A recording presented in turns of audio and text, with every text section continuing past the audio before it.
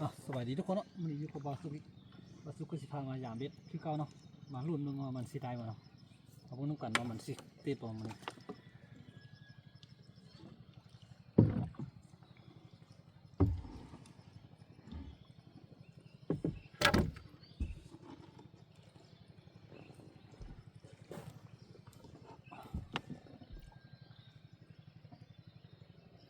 เพราะว่าเมื่อวานเนาะเมื่อก่อนเขามายามได้ติดเนาะปานไหนเนาะบ่ว่ามันนี่มันสิติดบ่มาเบิ่งนำกันเนาะแต่ว่าติดไหมปัจจุบันนี้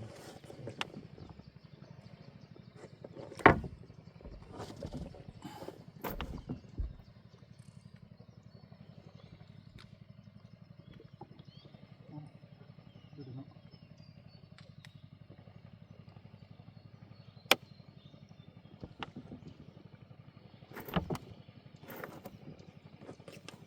เอาใหม่เก่ายังใหม่แบบน้ำขึ้นเนี่ยมันยังบ่สุดเนาะน้ำเร็วเก่ามันเนาะ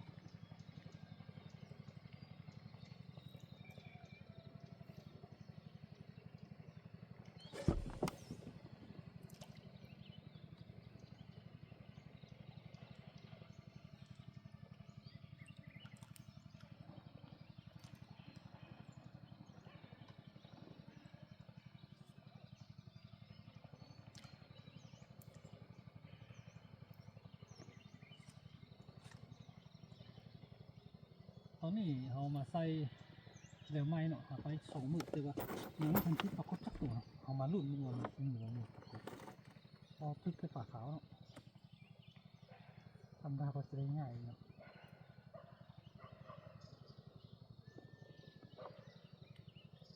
ไม่หรอกการก็คือว่ามันสิตกแต่ว่ามันนี่บ่หนาวปานใดธรรมดาเนาะอยู่ที่ประมาณ17องศา16-17องศาตอนเช้าพอดีอยู่เนาะ16-17ถือว่าบ่หนาวแล้วบ่หนาวแล้วก็บ่นั่นน่ะบ่ร้อนปานใดถือว่าพอดี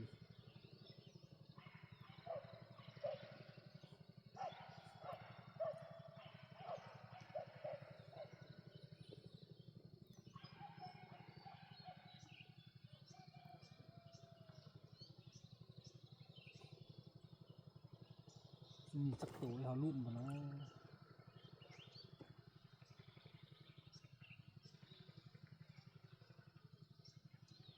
มื่อเนาะทึกแถวนี้เนาะทึกแถวน้ำเก่านี่เนาะ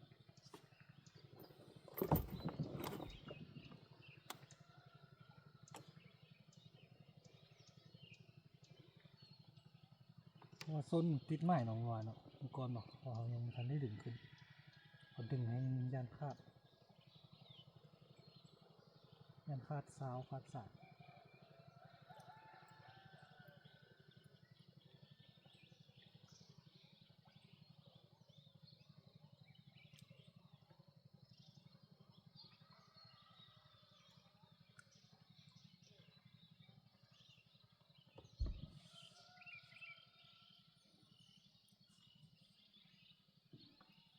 ที่เนาะ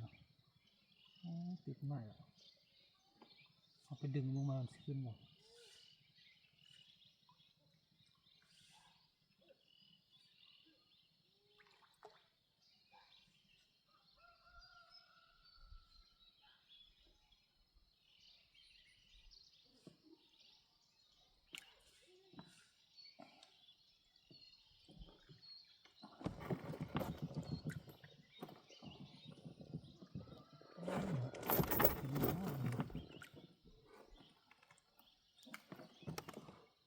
ขึ้นเนาะ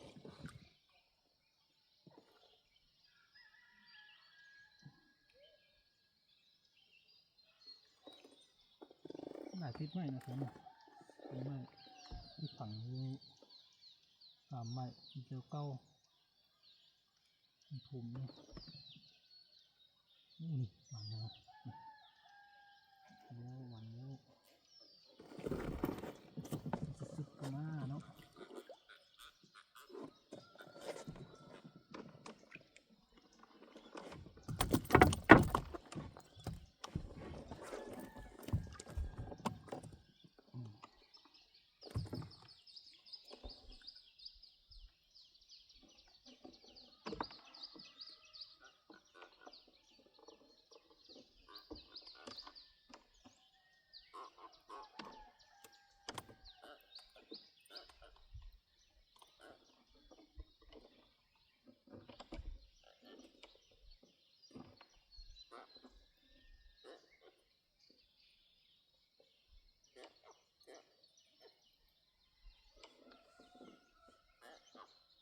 พันหางเลยเนาะ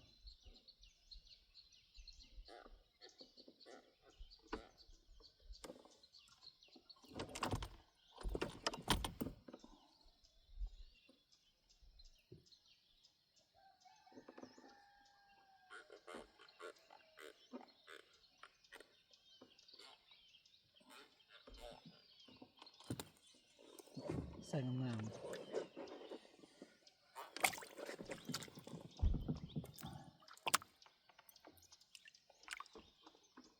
มารุ่นนี้เนาะมันสิยังมีอยู่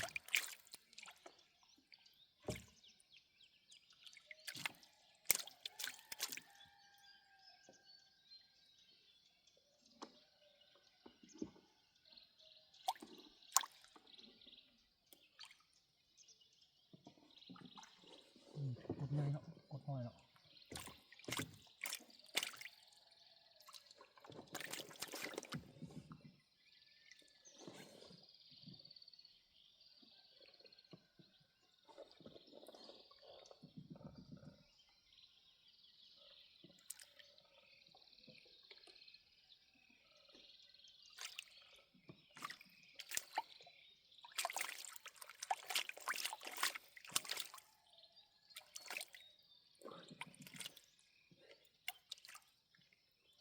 ส่วนทั้งนี้มันติดเนาะติดแต่มือก่อนเนาะมาลงทำกันเนาะมันสีเป็นแบบ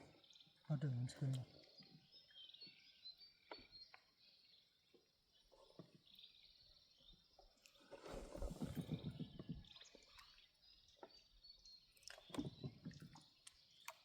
ขึ้นเนาะ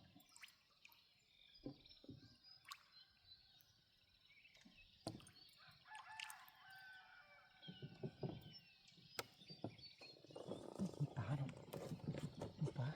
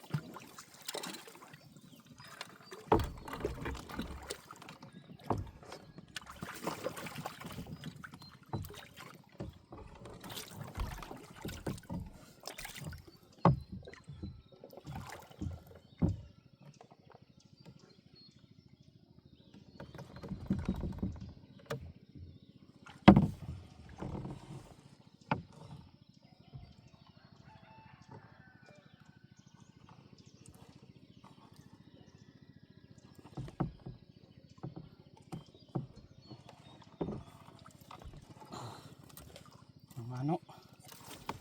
เดี๋ยวทึกส่วนมันติดไม่เนาะเอาขึ้นก็ได้เกือบเนาะเกือบรูดแล้ว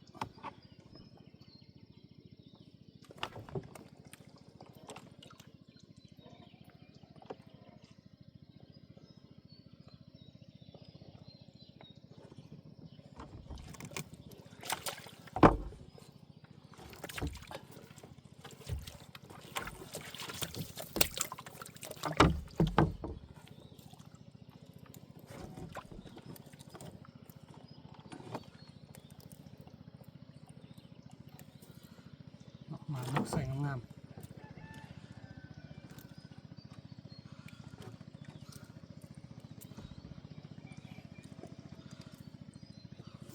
ใส่งามๆเนาะ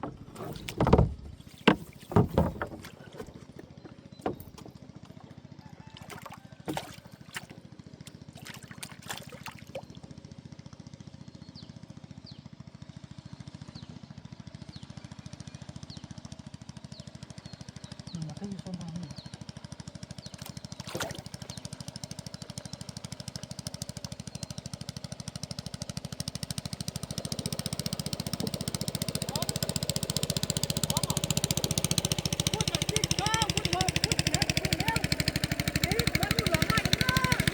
ได้โลโอ้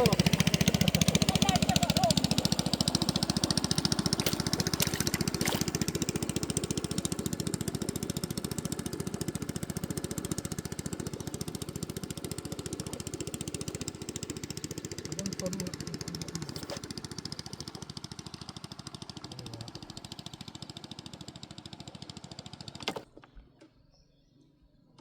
เขาขยายมาได้2 มือละ2 มือละตัว2 มือนี้มันก็ติดอยู่นะติดปลาขาวครับ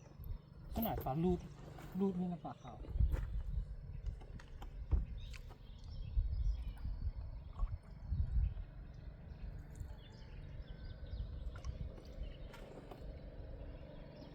เอามาเบิ่งว่ามันสิมี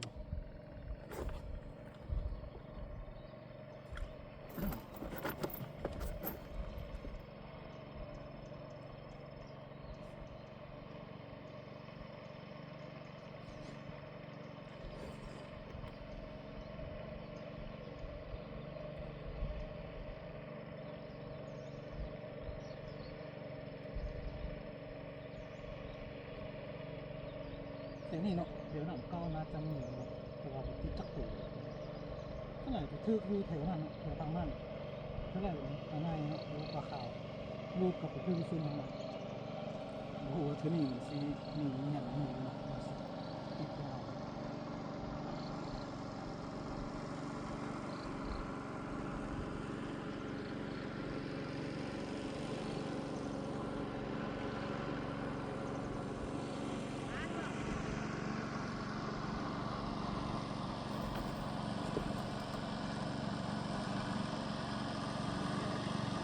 รถนี้จะโค้งนะคุณนะผมเป็นม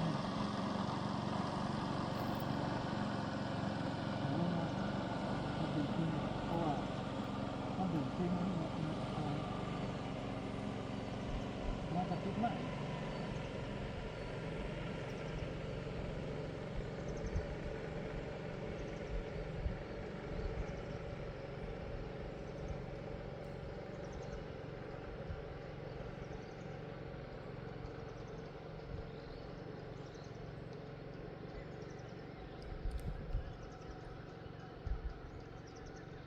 รูดอยู่แล้ว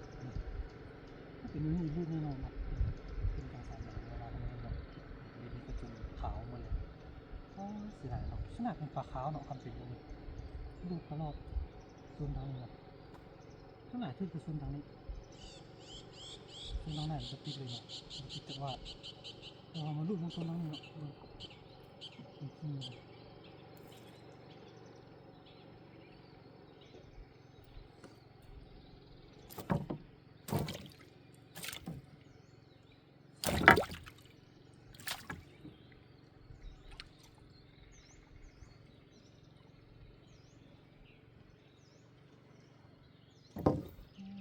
ทางนี้คือทางนี้เนาะ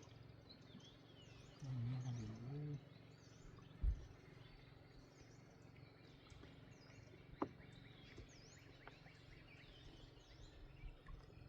สถานการณ์นี้ถือว่าโอเคเนาะพอดีอยู่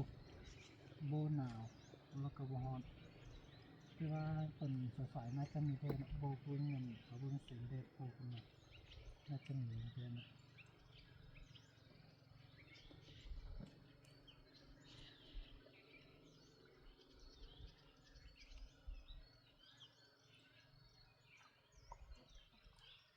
ติดใหม่ละเส้นมันติดใหม่ตลอดเนาะเมื่อวานที่ดึงขึ้นบอกเอามาเล่นกัน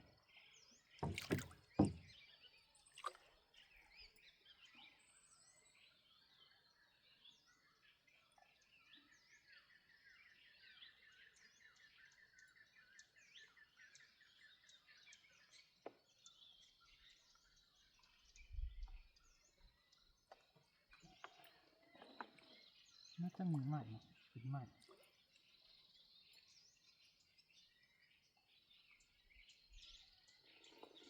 นี่แถวนี้เอาลังตลอด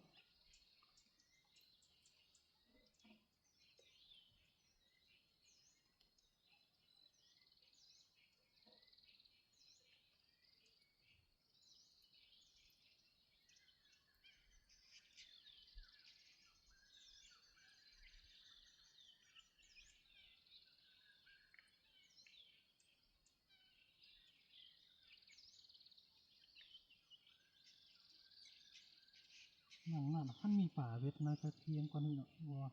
นี่ยังเป็นสีดำติดอยู่เลยเนาะท่านมันมีป่าน่าจะเทียงเพราะว่า เขายังเบิ่งสังเกตเห็นว่าสายเบ็ดหรือว่าเบ็ดนี่ยังหลังนี่เป็นสีที่บริการ คือเกาะคือพันเลยเนาะ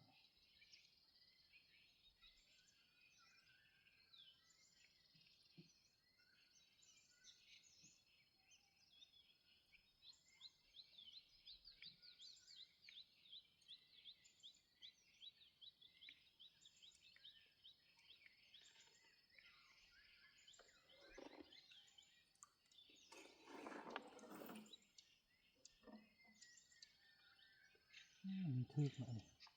อันทึกจะเป็นแบบนี้เนาะเม็ดเจ้าเป็นสีขาวๆแบบนี้เนาะอันนี้จะเป็นสีดำแต่ว่าทึกน่าจะเป็นปลาขาวหลายคนเนาะเพราะว่าเบิ่งจากการพันหรือว่าการทึกมาเต็มมาเตียวเนาะ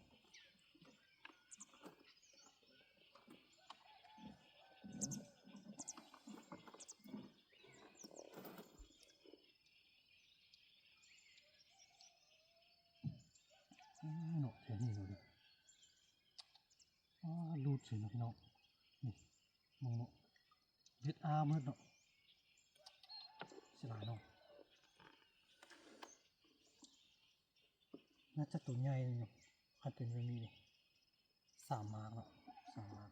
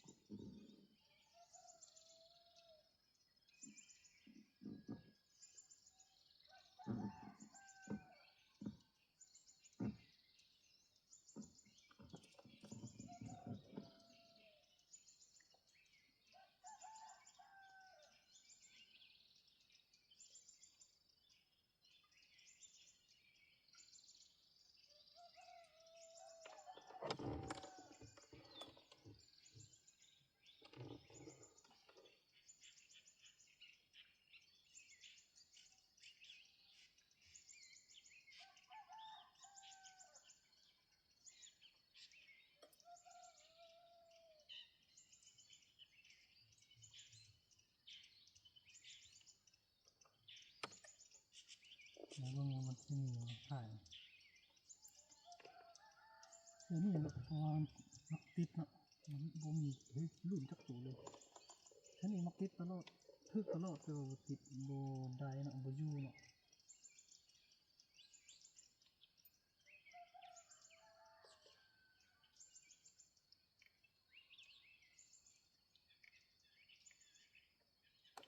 อยู่หมดเลยเนาะ